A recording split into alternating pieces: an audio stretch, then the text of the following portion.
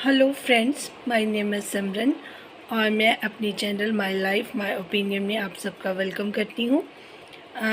आज जो बात है वो थोड़ी सी गंभीर भी है। मैंने कल जो सितारा यासीन का व्लॉग देखा, उसमें मैंने देखा कि उन्होंने कौसर को वो मिलने गई, उनके जब हस्बैंड जा रहे थे तो कौसर के लिए वो जो भी उन्होंने सब्जियां वगैरह बोली थी वो लेकर गई। बहुत अच्छी बात है।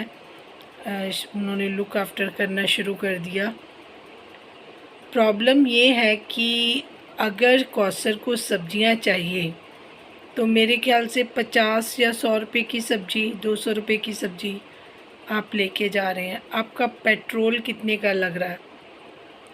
फिर आप जा रही हैं तो आप अपने साथ वो लड़की को लेके गई हैं, हलीमा जो भी उसकी रमज़ान की बेटी है, कि वो लुक आफ्टर कर सके उसको। तो वो भी एक बच्ची है।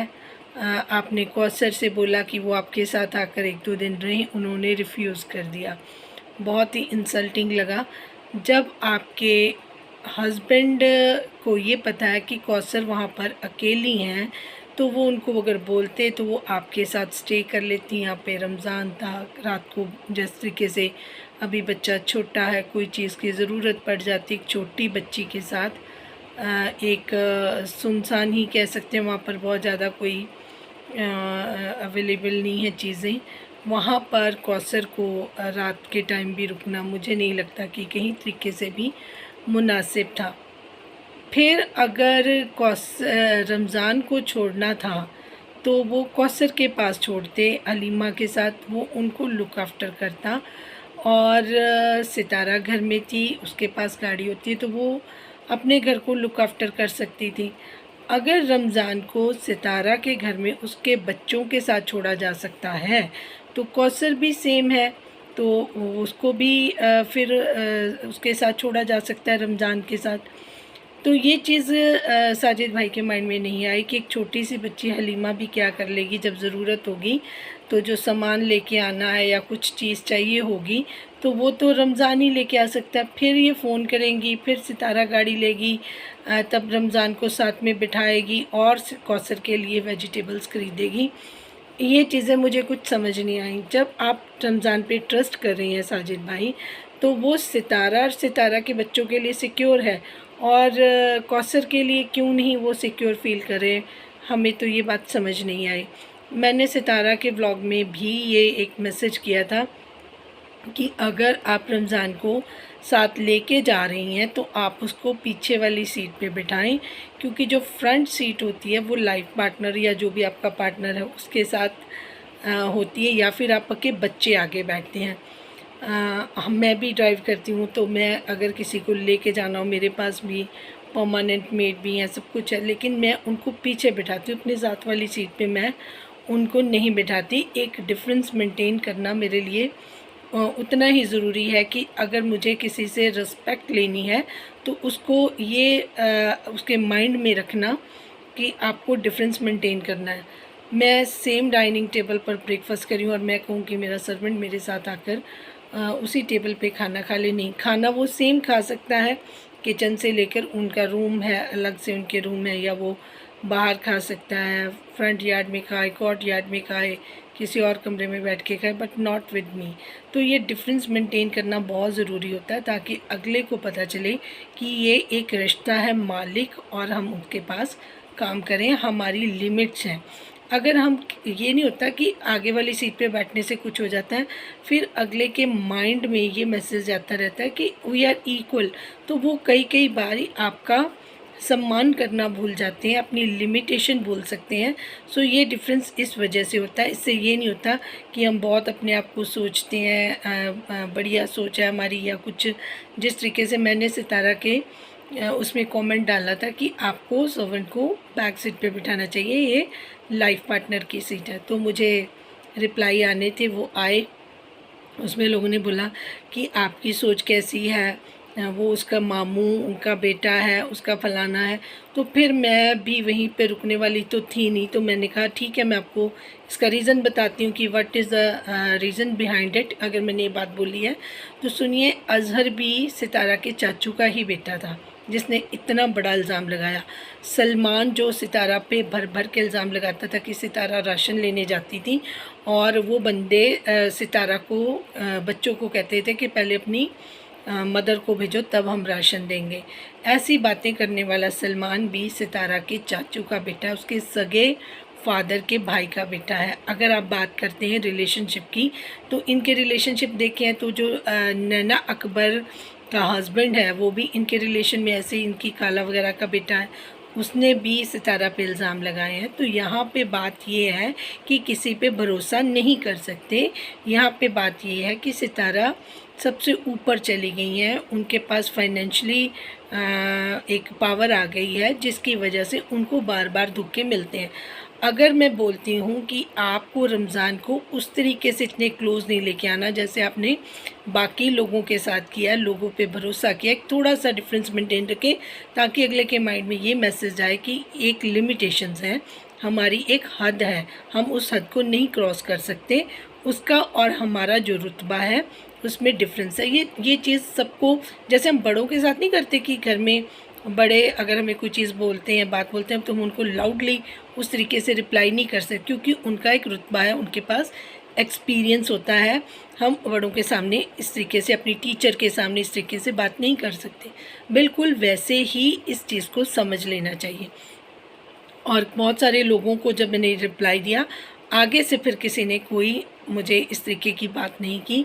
जो पहले उन्होंने ऑब्जेक्शन किया था कि आपके सर्वेंट के साथ आप किस तरीके से रहती हो, बिल्कुल जी मैं अपने सर्वेंट्स के साथ बहुत अच्छे से रहती हूँ। उनको मैं टाइम टाइम पे तोहफे देती हूँ, उनको बहुत रिस्पेक्ट करती हूँ, प्यार से बुलाती हूँ। लेकिन मैं वो काम नहीं करती जो सितारा करती हैं कि मैं अपनी गाड़ी की बिल्कुल फ्रंट सीट पे, जहाँ पर मेरे हस्बैंड या मेरे बच्चे बैठ सकते हैं, मैं वहाँ पर उनको नहीं बैठाती। अगर ड्राइवर मेरा गाड़ी ड्राइव कर रहा है तो मैं उसके साथ वाली सीट पे नहीं बैठती, मैं बैक सीट पे बैठती हूँ कि मेरा ड्राइवर अगर जब गाड़ी में मेरे साथ हो तो मैं पीछे बैठूँ, अगर खुद ड्राइव करूँ और सर्वेंट मेरे साथ है तो वो पीछे बैठेगा। तो इसका मतलब ये नहीं है कि आप अपने आप को ज़्यादा सुपीरियर समझते हो। इसका मतलब ये है कि एक लिमिटेशन हमें पता होनी चाहिए कि हमें क्या करना है। अब इतना फ्रैंक होना रमज़ान के साथ लोगों को ऑकवर्ड लगेगा। अगर कोई बात नहीं होगी तब भी लोग हेटर्स बात बनाएंगे, फिर उसमें से उस चीज़ का फ़ायदा भी रमज़ान उठाएगा। ब्लैकमेलिंग भी कर लेते हैं फिर ये लोग, फिर वो लोग छोटी सी बात जो नहीं होती उसको भी बताते हैं। यही चीज़ें तो इसके बाकी सारे रिलेटिव्स ने की। सितारा को ब्लैकमेलिंग ही तो करनी पड़ी। जो भी इनके बाकी इसकी सिस्टर के बच्चे थे वो बाबर दिलबर हैं या ये है, तो दिलबर ने भी यही कुछ किया और यही कुछ तो अभी तक साजिद भाई करते आ रहे हैं। मैं साजिद भाई को भी सितारा को प्रेशर करते हुए ही देखती हूँ। हर चीज़ के लिए सितारा पहले बात करती हैं फिर बदल जाती हैं। जब उनका लास्ट व्लॉग आया तो उन्होंने कहा देखो जी मेरे हस्बैंड तो अपना सारा बोरिया बिस्तर अपने कपड़े वगैरह लेकर दूसरे घर में शिफ्ट हो रहे हैं। सेकंड सीन में उन्होंने साथी बोलते हैं नहीं नहीं ऐसी कोई बात नहीं है, इनके कुछ कपड़े इधर भी पड़े हैं, कुछ कपड़े ये उधर से लेके जा रहे हैं। और उस सीन के बाद कट है, आप देखिए। उसके बाद साजिद भाई ने ऑब्जेक्शन किया और उनसे प्रेशराइज करके उनकी स्टेटमेंट चेंज करवाई। इससे पता चलता है कि सितारा की इस टाइम पे घर पे क्या हालत है। और फिर अगर नौकर भी आपको प्रेशराइज़ करना शुरू कर देंगे, अपने तरीके से आपको चलाना शुरू कर देंगे, फिर आपकी लाइफ हेल हो जाएगी। तो इस वजह से मैंने लिखा कि कोई हमारा दुश्मन नहीं होता। अगर हम डिसीज़न मेकिंग गलत कर लें तो हम खुद के दुश्मन खुद होते हैं। हमें पता ही नहीं चलता कि किस तरीके से हमारी एक्सप्लॉयटेशन हो रही है। लोग मीठा बन के भी हमें निगल देते हैं। इस चीज़ का भी हमें एहसास हो। ज़रूरी नहीं है कि कोई लड़ने वाला, बुरी बात करने वाला, झगड़ा करने वाला ही हमें नुकसान पहुंचा सकता है। जो हमारे साथ स्वीट होते हैं, जो बड़ा ओबीडेंट बन के दिखाते हैं, वो ही करते हैं। बहुत सारे केसेस में हमने देखा है कि नौकर आए हैं, उन्होंने पहले बहुत अच्छा खाना बनाया, फिर उसी खाने में कुछ मिलाकर लोगों को बेहोश किया और घर को लूट के लेके चले गए। तो ये चीज़ें तो आम हमने सुनी है। ऐसे ही रिश्तेदारों के पास है, जिसके पास बराबर का पैसा होता है ना, लोग कहते हैं रिश्तेदारी भी उनमें होनी चाहिए। क्यों पेरेंट्स कहते हैं कि जब कोई लड़का लड़की प्यार में होते हैं और लड़की किसी गरीब लड़के से शादी करना चाहती है तो पेरेंट्स मना करते हैं, अपोज़ करते हैं। वो इसीलिए करते हैं कि वो जो एक दूसरे का स्टैंडर्ड है वो मैच करना चाहिए, नहीं तो उनको एक आदत सी लगी होती है कि ये तो अच्छे घर से, एक्सपेक्टेशन बढ़ती जाती हैं और फिर लड़कियों के लिए घर में एडजस्ट करना ही मुश्किल हो जाता है। हमारे जो दोस्त होते हैं अगर बहुत हमसे हायर हों तब भी उनके साथ जाकर उठना बैठना कंफर्टेबल हम नहीं फ़ील करते, क्योंकि उनका स्टैंडर्ड अलग होता है, उनके उठना बैठना उनका तरीका अलग होता है, उनके लग्जरीज़, अगर किसी के पास गाड़ी है, किसी के पास नॉर्मल गाड़ी है, वो अपनी गाड़ी अपने उस दोस्त के घर के बाहर खड़ी करने में भी अपनी तौहीन समझता है। अगर वो उस तरीके के दोस्त के पास जा रहा है जिनके पास उसके जैसी गाड़ी है तो वो अगला नॉर्मल जाके उससे मिलता है।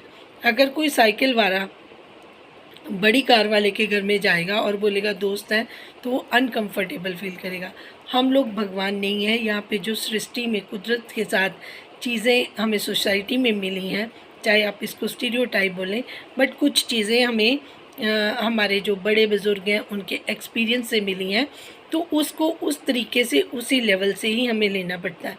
एक एग्जांपल के साथ बताती हूँ। कृष्ण भगवान के पास जब उनके दोस्त बलराम गए मिलने के लिए, कपड़े फटे पड़े हैं, सब कुछ फटा पड़ा है, उनको उनके द्वारपाल अंदर तक नहीं जाने दे रहे थे। उन्होंने कहा कृष्ण को मेरा नाम लो, तो वो फिर भी उसको धक्के मारे थे कि बिलीव ही नहीं कर सकते थे कि वो कृष्ण के दोस्त हो सकते हैं।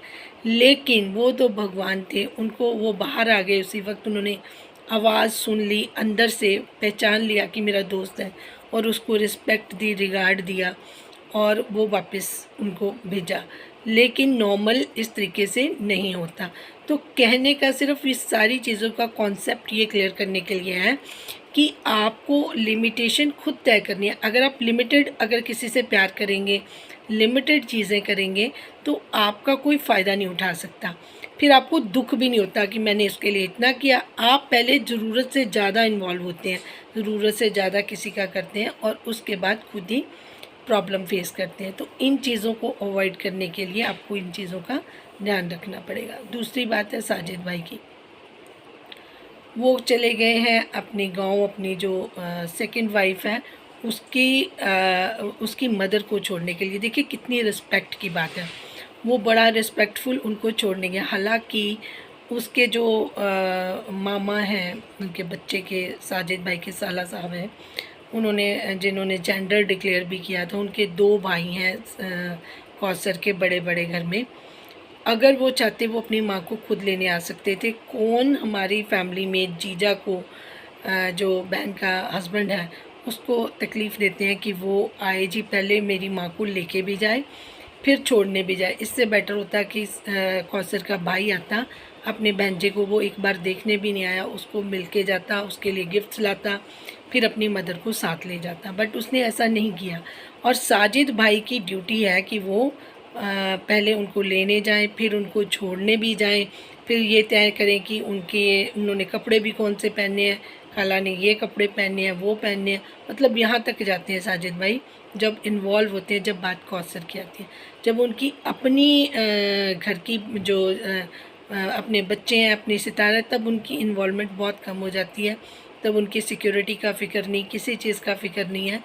तो ये सारी चीज़ें देखकर पता चलता है कि जो साजिद भाई अपना ये टाइटल लगा रहे हैं, थंबनेल लगा रहे हैं कि मैं अपने बच्चों से कितना प्यार करता हूँ। नो डाउट सब पेरेंट्स करते हैं, बट अब कितने कंसर्न हैं, जो आपके न्यू बेबी है, जो आपके बाकी बेबी थे, वो सारी दुनिया को पता है। जिस तरीके से ताइबा की आपकी शादी की वजह से स्टडी को नुकसान पहुंचा था, उसका 1 साल ख़राब हुआ था, उसको स्कूल से हटा लिया गया था, वो चीज़ें भी सबको पता है। आयत के दूध के लिए भी उसको, सितारा को इतनी प्रॉब्लम थी। ये तो it's all by God grace कि सितारा का चैनल चल पड़ा और आपको अपने बच्चों और अपनी पहली बीवी से अटैच होना पड़ गया। अदरवाइज़ आप तो पीछे मुड़ के देखते भी नहीं। कितनी देर आप गांव में थे और सितारा अकेले यहाँ पर दूसरे लोगों की हेल्प लेकर अपने घर पे रहती थी। अब तो she self and now she can drive car, each and everything. मेरे कहने का मतलब है, अगर आप किसी को एज अ हेल्पर भी रख रहे हो तो एक डिस्टेंस मेंटेन रखना बहुत ज़रूरी है, क्योंकि इसी की वजह से आपको इन फ्यूचर आपको बहुत सारी दिक्कतें, बहुत सारी प्रॉब्लम्स फेस करनी पड़ती हैं। तो यू शुड बी अलर्ट। मैं ये चाहती हूँ कि आप सिर्फ अलर्ट रहें कि कल को कोई भी किसी को मौका ही ना मिले कि वो आपसे आपके ऊपर बात करें, ठीक है ना। तो बेशक कोई आपका भाई है, आपके मन में कुछ नहीं है, आप बिल्कुल क्लीन एंड क्लियर हो, आप पहले भी थे, अब आज भी हो, लेकिन आपके पैसे की वजह से लोग जानबूझकर आपके ऊपर इस तरीके से इल्ज़ाम पहले भी लगा चुके हैं। अब दोबारा भी कोई इस तरीके का मिसयूज़ कर सकता है आपके भोलेपन का। तो आपको इन चीज़ों का ध्यान रखना चाहिए। आपके हस्बैंड को कोई फ़िक्र नहीं है इस चीज़ की, कोई परवाह नहीं, क्योंकि कौसर के साथ कोई इस तरीके की बात नहीं करेगा। ना उसका चैनल है, ना उसके पास इतना पैसा है। तो जिसके पास पैसा है लोग उसी को फंसाने की कोशिश करते हैं। तो अब आपको इन चीज़ों के बारे में भी सोचना पड़ेगा।